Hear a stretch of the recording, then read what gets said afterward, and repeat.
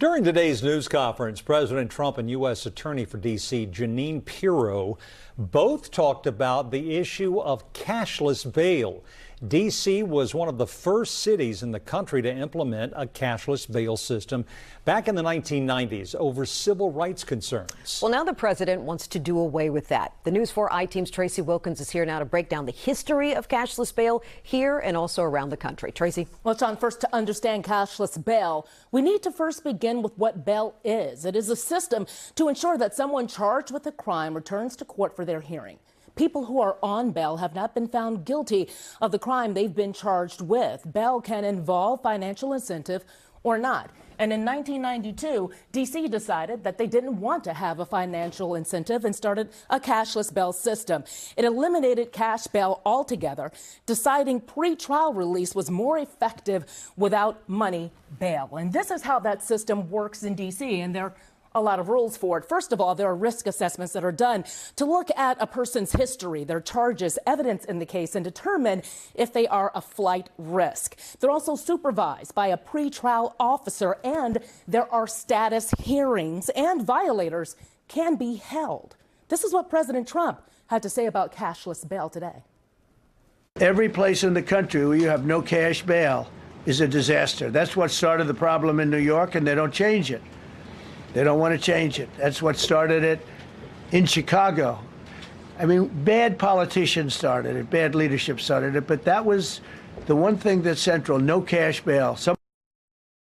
Between 2017 and 2021, cashless bail became very popular. 20 cities created bail reform. More than a dozen jurisdictions have ended money bail, and bail reform was blamed for a rise in crime during the pandemic. So it was researched by a number of organizations, taking a look at what the data showed them. And what we saw from work that was done by the Brennan Center for Justice is that this blue line here represents cities that did not engage in reform, and this light blue line, cities that did. And it shows that the overall index in crime from some 20 cities was lower for cities that had actually initiated reform. Same thing here in the overall violent numbers. And the U.S. Commission on Civil Rights also took a look at this, and they also found something interesting about who was actually paying for this bail when they were in the court system. 80% of those unable to post bail fall within the poorest half of the economic spectrum, while 60%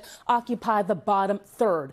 A researcher said that means the poorer you are, the more likely you are to be in jail for a crime you have not been convicted of. It's part of the reason that organizations like the Council for Court Excellence are advocating for bail reform.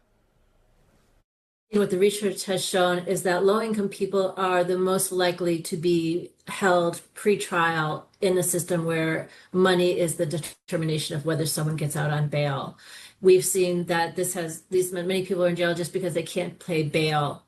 And what we know is that jail can be a very harmful place. Keeping people in jail increases their risk of reoffending because it jeopardizes their housing, their jobs, their relationships in the community.